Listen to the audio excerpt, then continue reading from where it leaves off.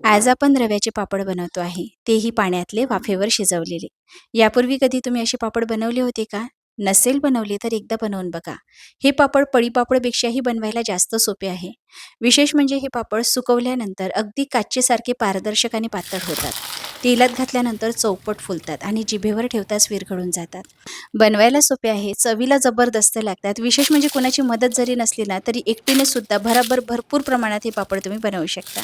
सुरुवात करूया. सर्वात आधी आपल्याला इथे 1 वाटी बारीक रवा घ्यायचा आहे. वाटीने किंवा कपने तुम्ही मोजून हे प्रमाण घेऊ शकता. यामध्ये मी 2 चमचे तांदळाचं पीठ घालते आहे किंवा गव्हाचं पीठ घालू शकता. 1 चमचा मीठ घालायचं. सर्वात आधी हे मिक्सरला अगदी बारीक दळून घ्यायचं. बघा, अगदी बारीक दळून तयार केलेलं आहे ना, आता यामध्ये 1 वाटी मी पाणी घालते आहे. सुरुवातीला फक्त 1च वाटी पाणी घालायचं. एकदा छान फिरवून घ्यायचं. आता परत यामध्ये मी 1 वाटी पाणी घालते आहे. 1 वाटी बारीक रव्यासाठी आपल्याला 2 वाटी पाणी लागणार आहे. छान तळापासून ढवळून घ्यायचं. कारण तळाशी कोरडं पीठ असतं ना, त्याच्या गुठळ्या यामध्ये राहू नये यासाठी छान ढवळून घ्यायचं. परत मिक्सरला छान बारीक असं वाटून घ्यायचं. आता हे आपण एका भांड्यामध्ये काढून घेऊया. हे परफेक्ट प्रमाण आहे. यापेक्षा जास्त पाणी घालण्याची गरज पडणार नाही. यामध्ये अर्धा चमचा जिरे घालायचं, चिली फ्लेक्स घालायचे, कोथिंबीर घालते आहे, कढीपत्ता घालायचा. आवडत असेल तर घाला किंवा स्किप करू शकता. छान मिसळून घ्यायचं. बॅटरची कन्सिस्टन्सी परफेक्ट आहे. जे प्रमाण मी सांगितलं तेवढंच प्रमाण घ्यायचं आहे. आता पापड तेलात घातल्यानंतर छान फुलावे, अगदी कडक होऊ नये, हलके-फुलके व्हावे यासाठी अर्धा चमचा पापडखार यामध्ये नक्की घालायचा. यापेक्षा जास्त घालू नका, नाहीतर तळल्यानंतर पापड जास्त तेल पितात आणि जास्त भुसभुशीतही होतात. तर फक्त अर्धा चमचा घालायचा आहे आणि एका डायरेक्शनने 1 मिनिटासाठी फेटायचं. आता एखाद्या मोठ्या परातमध्ये असं भरपूर पाणी घ्यायचं किंवा एखादं पसरट मोठं पातेलं घेतलं तरीही चालेल. हे सुरुवातीलाच तयार ठेवायचं. एका कढईमध्ये भरपूर पाणी घ्यायचं, वर चाळणी ठेवायची आणि झाकण ठेवायचं. गॅस सुरू करायचा आणि याला वाफ आल्यानंतर यावरच आपण पापड वाफवण्यासाठी ठेवणार आहोत. आता जे बॅटर तयार केलेलं होतं ते एकदा मी ढवळून घेतलेलं आहे. पोहे खाण्याच्या ज्या मध्यम आकाराच्या प्लेट्स असतात त्या आपल्याला घ्यायच्या आहे. खूप मोठ्या आकाराच्या घेऊ नका, नाहीतर पापड खूप मोठ्या-मोठ्या आकाराचे बनतील आणि ते काढायलाही कठीण जातात. म्हणून आपल्याला अशा मध्यम आकाराच्या प्लेट्स घ्यायच्या आहे. आणि बॅटर जे आहेत ना, आपल्याला अगदी थोड्या-थोड्या प्रमाणातच घालायचं आहे, जेणेकरून पापड अगदी पातळ बनतील. जास्त बॅटर घालाल तर पापडसुद्धा जाड बनतील आणि ते पापड खायला अजिबात चांगले लागत नाही.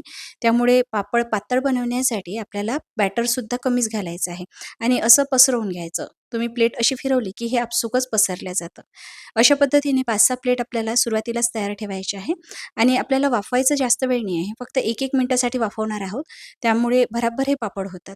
चला, पाण्याला छान उकळी आलेली आहे. 1 प्लेट ठेवूया. गॅस मध्यम आचेवर ठेवायचा, झाकण ठेवायचं. फक्त 1 मिनिटासाठी वाफ द्यायची. बघा, पापडाचा रंग बदललेला आहे. असा ट्रान्सपरंट झाला, की लगेच पापड बाहेर काढायचा आणि पाण्यामध्ये घालायचा आहे. लगेच दुसरी प्लेट ठेवायची. अशीच झाकून ठेवायची. आता जी पहिली प्लेट आपण पाण्यामध्ये घातलेली होती, ती पाण्यामधून काढायची आणि याच्या ज्या कडा आहेत ना, त्या सुरीने अशा सोडवून घ्यायच्या. अलगद हा पापड निघून येतो. अजिबात त्रास होत नाही बघा. सहज हा निघून आला. विशेष म्हणजे प्लेटला आपण तेल किंवा तूप काहीही लावलेलं नाही. आता हा दुसरा पापड बघा. हा सुद्धा अशाच पद्धतीने आपण वाफवून घेतलेला आहे. तशाच पद्धतीने पाण्यात घालायचा. परत एकदा मी तुम्हाला पापड कसा सोडवायचा ते दाखवते. सुरीचं जे टोकदार भाग आहे त्याने याच्या कडा मी सोडवून घेतल्या आणि बस अलगदपणे हा पापड निघून येतो. विशेष म्हणजे आपण प्लेटला तेल किंवा तूप अजिबात लावलेलं नाही, तरीसुद्धा प्लेटला चिकटून पडत नाही. आणि पापडाच्या कडा एकाला एक चिकटू नये किंवा पापड असा चिकटून पडू नये त्यासाठी पाण्यामध्ये याला बुडवायचं आहे. म्हणजे हा पूर्ण सरळ होऊन जातो. अशा पद्धतीने. बस पाण्यामधून काढायचा आणि सुकवायला घालायचा. अशाच पद्धतीने मी भरपूर पापड इथे बनवून तयार केलेले होते. बघा किती मस्त दिसतोय ना पापड, रंगीबेरंगी दिसतो आहे आणि अगदी काचेसारखा पारदर्शक दिसतो आहे. आता बघा, सुरुवातीला मी तुम्हाला एक-एक पापड बनवून दाखवलेला आहे, तो यासाठी म्हणजे पापड बनवायचा कसा, काढायचा कसा हे तुम्हाला नीट समजावं म्हणून.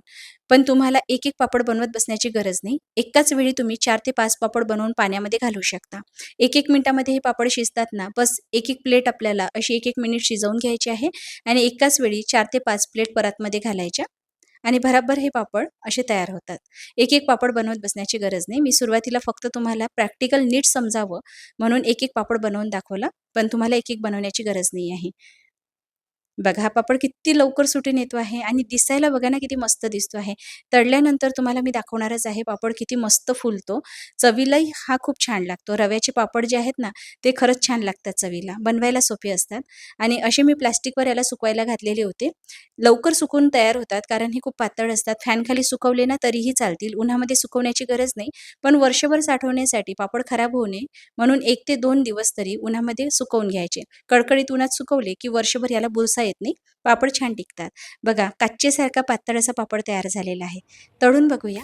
तेलात घातल्यानंतर बघा किती मस्त फुलतो आहे हा पापड. तसं बघायला गेलं तर आपण नेहमीच्या पारंपरिक पद्धतीने तर पापड बनवतच असतो. जसे खिचे पापड आहे किंवा पळी पापड आहे. पण त्यापेक्षा ना मला वाफेवरचे पापड बनवण्याची पद्धती जास्त सोपी वाटते.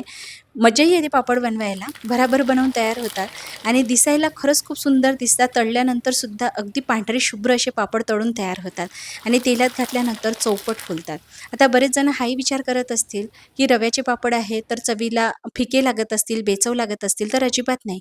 हे पापड चवीला खरंच खूप मस्त लागतात. तुम्ही तांदळाचे पापड एकदाचे बनवा की नका बनवू, पण रव्याचे पापड नक्की बनवून बघा आणि या पद्धतीने एकदा नक्की ट्राय करा. तुम्हाला खूप आवडेल ही पद्धती. तुम्हाला आजची रेसिपी कशी वाटली मला कमेंट करून नक्की कळवा. जर आवडली असेल तर लाईक, शेअर नक्की करा आणि अशाच नवनवीन वाढवण्याच्या रेसिपी जर पुढेही बघायच्या असेल तर घरोघरी अन्नपूर्णा या यूट्यूब चॅनलला सबस्क्राईब करा आणि फेसबुक पेजलाही फॉलो करायला विसरू नका. लवकरच भेटूया. तोवर हा व्हिडिओ बघण्यासाठी तुमचे मनःपूर्वक आभार. धन्यवाद.